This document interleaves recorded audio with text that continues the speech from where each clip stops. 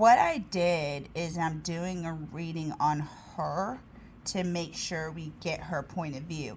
And what this is saying, in Little Shop of Horrors, when they first get, when Seymour first finds Audrey too, it's a little baby cute plant, something different. But I know and you know that it's going to turn into a problem. She sees a crossroads approaching, and it's not necessarily one that she wants to cross, or she doesn't want to cross in the way that somebody else does, or go down the same route somebody else does. So she's being mean. She's being a soul shrinker. And she's pushing the limit here, because this is like, when the card is like this, it means you have to do things in a balance.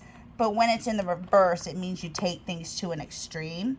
But when it's in the sideways, it's a nice balance of chaotic. And what this person is trying to do is get a reaction out of the masculine energy. Because here, he's normally a pretty passive person, doesn't let a lot get to him, doesn't really show a reaction. But this person, or this girl over here, wants a reaction. See, this person finds him acting a little different, and though it seemed harmless at first, she doesn't know what that means, because I don't know what this cow card means. She's also noticing, like, the emotion in the situation. This is supposed to be a floating shrine. There's supposed to be water all up in here, and there used to be a lot of emotion in the situation, but it seemed to have, like, gone out. In here, this is the marriage card. The Taj Mahal was built by a man that lost his wife, and he loved her so much that he built the Taj Mahal. And this is what this girl wants. This is what she's expecting. And because that's not happening, she's getting mean, being nasty. This is the soul shrinker card. This is somebody bringing on malice, curses, gossip. And like a goat can climb a mountain, she will do what it takes to be with this person, because this is the ultimate goal. This is what she wants. She wants this person to pick her and to hold her up above all the other ones. And this, she believes, is taking a really long time. And honestly, they want to see him fight for her. With Ennis for Newt, do you remember, I don't know if you saw Monty Python the Holy Grail, but they're about to burn a witch, and this guy just yells, "Burn her, she's a witch! How do you know she's a witch? She turned me into a newt." A newt? Okay. Well, it got better. So she might be telling stories to try to get this person to get passionate, or she might even, play the victim to get this person to be passionate towards the situation, make them move and not move away from them. Because here, they want to try Taj Mahal on for size. You know what I mean? They want to try marriage on for size. They want to do this with that guy. But the other person who once did love them, just, it's dwindling. And this person is about to walk away from a situation. But she believes also that he has some type of wisdom, or is very smart, or she contains the wisdom even. And she might even have a conversation with him, or he might even say, there's not... Actually, I think what this is telling me is that he is being more sharp with her. Now I can't talk. He's being more sharp with her, kind of seeing things as they are. And he might start laying down some rules, because the King of Feathers is kind of the hard ass. And he might say, like, there hasn't been equal give and take in this relationship. Or he might just not give equal give and take in this relationship. But normally the King of Feathers, is calling out the problem. But again, she wants him to pick her. She wants to be his piece of fruit. That one thing that he kind of has or wants. That's the burden on her shoulders. And she feels like he is not fighting for her. She really wants him to fight for her. The whole situation's been going slowly, and she's just, she wants him to lie down, but look at the way she's looking at him. You know what I mean? She really likes this guy. She wants to build with him, and she wants him to, like, commit.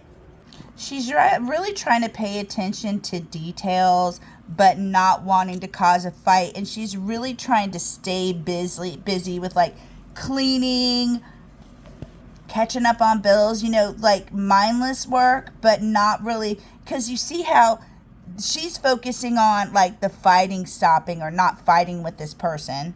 And again, there's a baby right here. So she might be wanting to also, you know, have a child with this person. I'm just going to mention the baby there. But she's focused on one thing. And she believes that if she overcomes this, she can get through anything. But this is the one hurdle she has to get over right now. This is the girl that can do everything. She's got the football. She's climbing the bars. And she sees this person as her family. But again, she feels like they're starting to go in two different directions, or they're on, you know, going two different directions. But she thinks she thinks he is hot, and she is in her emotions about him. And again, with the baby, I don't know what's going on with the baby, but the baby's prominent, and the baby was prominent in the last one too. And I don't mention babies much in my readings, but it's almost like, in order to do this baby thing, they've got to do it a certain way or adhere to a certain amount of rules. But there's some standard, high standard, that, you know, is, you know, you can do this with the baby.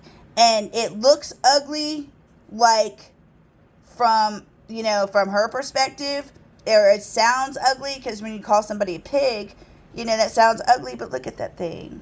Look how cute that baby is. So, you know, and again, I said, look how cute that baby is. So, again, you know, I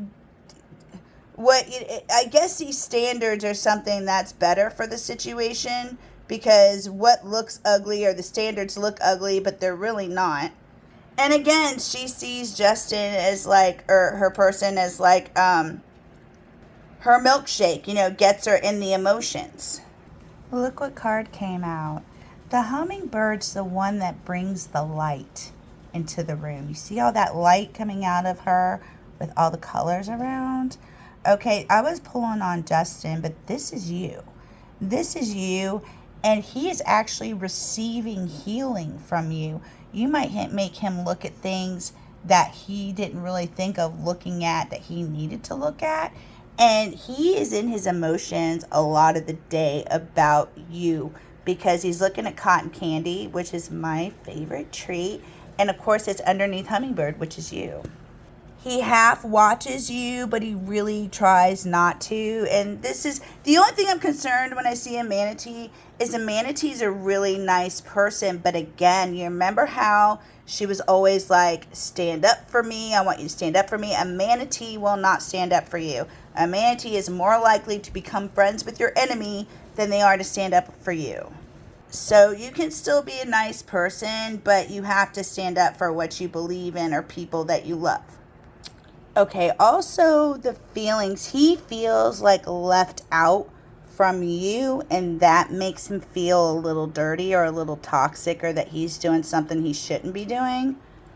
In the healing process, he thinks about a lot. Like, he's in his emotions a lot of the day about things maybe he needs to process shame for, things that he's done. He is marinating right now in that stuff, and you see how he's brokenhearted and kind of stuck in that phase right now. But it is just a phase, and it is part of the healing process. And again, he sees you as like the light. You're the light bringer. You're the cotton candy, and he wants to actually have equal give and take with you. But right now, he doesn't want to disappoint you, and he doesn't want to confuse you. You see that maze right there? That always means confusion. But in the reverse, he doesn't want that. He doesn't want to bring that onto you. And also, we got the High Priestess again. It's almost like He thinks of her when he sees her with the short memory award. Honestly, he sees her as like a little treat, but he doesn't think about her often. And there might be some papers, you see how he's holding papers in his hands, or news that he brings her that will upset her. He doesn't know what to do with his monster within, with the parts of him that he doesn't know how to control. And he thinks like, it's about suppressing it, but it's not.